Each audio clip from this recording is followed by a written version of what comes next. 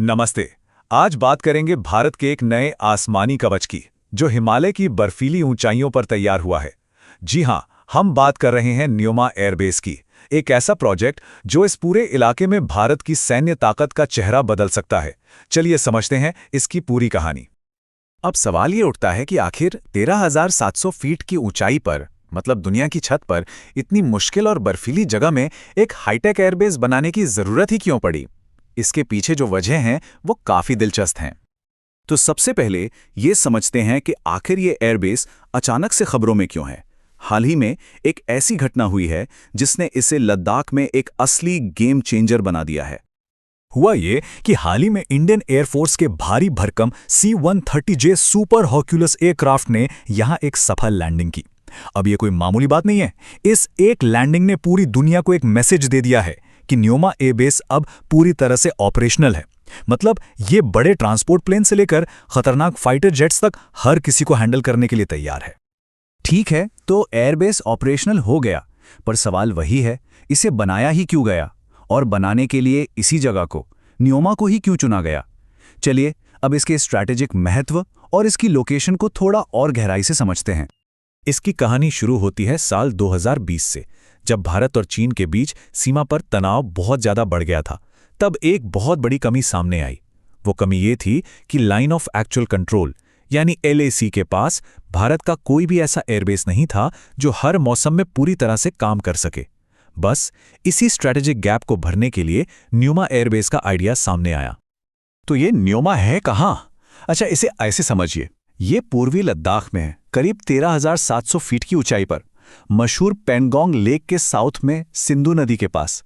लेकिन सबसे बड़ी और चौंकाने वाली बात है इसकी लोकेशन। ये LAC से सिर्फ 25 से 30 किलोमीटर दूर है, और यही करीबी इसे एक स्ट्रैटेजिक तुरुप का इक्का बना देती है। ये बदलाव कितना बड़ा है इसे ऐसे समझ सकते हैं। पहले क्या होता था, हमें लेह और चंडीगढ़ जैसे दूर के एयरबेस पर डिपेंड रहना पड़ता था। किसी भी इमरजेंसी में रिएक्शन टाइम बहुत ज़्यादा लगता था, कीमती वक्त बर्बाद होता था। पर अब न्योमा के साथ हमारे पास बॉर्डर के एकदम पास एक फॉरवर्ड एयरबेस है। इसका सीधा मतलब है बहुत तेज डिप्लॉयमेंट और बेहतर तैयारी। तो लोकेशन और ज़रूरत की बात तो हो गई, पर इस एयरबेस में ऐसा क्या खास है जो इसे इतना अहम बनाता है? चलिए अब जरा इसकी क्षमताओं और इसके एडवांस्ड इंफ्रास्ट्रक्चर पर एक नज़र डालते हैं। देखिए, न्योमा सिर्फ एक रनवे नहीं है, ये अपने आप में एक पूरा इकोसिस्टम है। यहाँ 2.7 किलोमीटर लंबा पक्का रनवे है जो हर मौसम में काम कर सकता है। एक advanced air traffic control complex है। फाइटर जेट्स को छुपाने और सुरक्षित रखने के लिए मजबूत हैंगर और शेल्टर बनाए गए हैं। और हाँ, यहाँ की जमा देने वाली सर्दियों से निपटने के लिए भी खास विंटराइज्ड इक्विपमेंट लगाए गए हैं। और जब हम कहते हैं कि ये पूरी तरह से चालू है, तो इसका मतलब है कि ये दिन रात 24/7 किसी भी मिशन के लिए तैयार है। यहाँ से C-30J जैसे बड़े ट्रांसपोर्ट एयरक्राफ्ट तो ऑपरेट कर ही सकते हैं, साथ ही Su-30 MKI जैसे हमारे टॉप फाइटर जेट्स भी यहाँ से उड़ान भर सकते हैं। लेकिन सोचिए, इतनी ज़्यादा ऊंचाई पर ऐसा एयरबेस बनाना कोई बच्चों का खेल नहीं था।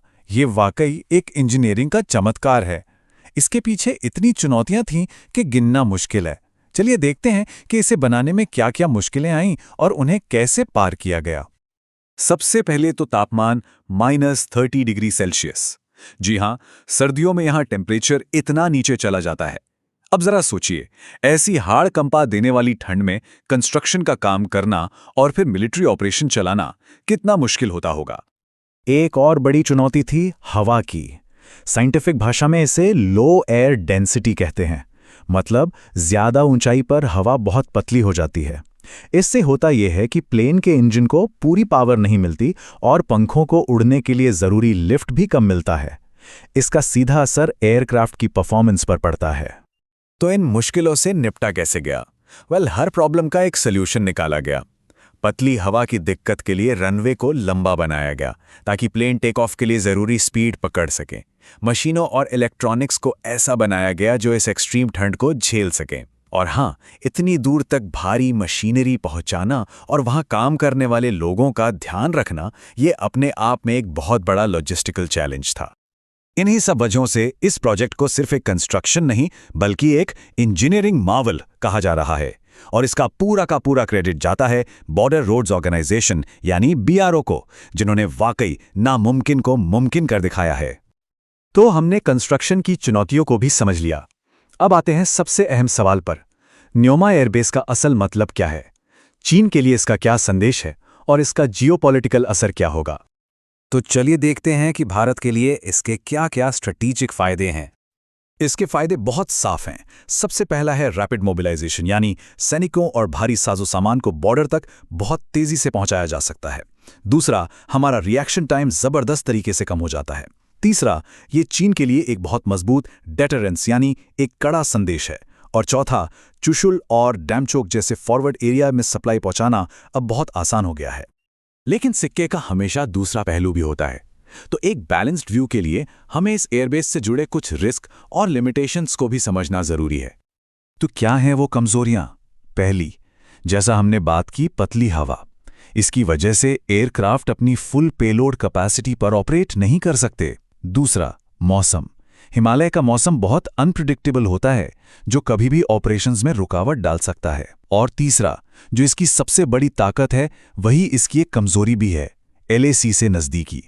किसी भी कॉन्फ्लिक्ट की सिचुएशन में ये दुश्मन का एक प्राइम टारगेट बन सकता है।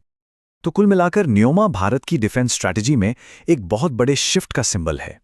ये हमें एक रिएक्टिव डिफेंस से निकालकर फॉरवर्ड रेडीनेस की तरफ ले जाता है। मतलब अब हम सिर्फ जवाब देने के लिए नहीं, बल्कि पहले से तैयार रहने की पोजीशन में हैं। और आखिर में एक बड़ा सवाल छोड़ जाते हैं, क्या न्योमा एयरबेस हिमालय में पावर बैलेंस को हमेशा के लिए बदल देगा?